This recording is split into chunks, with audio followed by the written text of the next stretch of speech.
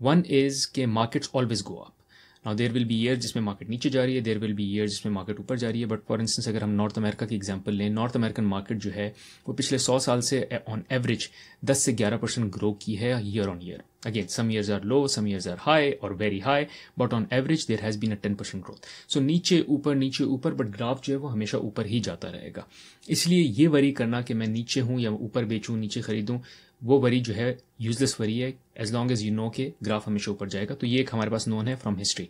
Again future जो है वो डिटर्मिन नहीं करता कि बेस्ड ऑन हिस्ट्री कि हिस्ट्री में क्या हुआ है वो फ्यूचर में ज़रूरी नहीं है हो, बट ये हम एक बेटर एजुकेटेड गेस लगा सकते हैं कि जो चीज़ पिछले 100 साल में हुई है वो वी कैन अज्यूम कि वो अगले 100 साल में भी होती रहेगी इन सम फॉर्म और द अदर।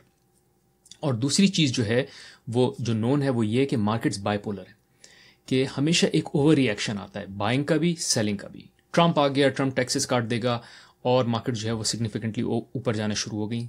और इसी तरह ट्रंप ने टैरिफ लगा दिए तो अब सब बेचना शुरू कर दिए, तो एक के बेचने में जो है वो लोग डर के बेचना शुरू कर दिया। तो मार्केट्स बाइपोलर हैं और उसकी वजह से ओवर रिएक्शन होता है। तो ये हमारे पास दो नोन है, एक तो मार्केट्स लॉन्ग टर्म में हमेशा ऊपर जाती हैं और शॉर्ट टर्म में हमेशा जो है वो मार्केट बाइपोलर है। एक्सट्रीम्स होते हैं, जब बिक रहा होता है तो बहुत एक्सट्रीम पे बिकता है, जब खरीदा जा रहा होता है तो बहुत एक्सट्रीम पे खरीदा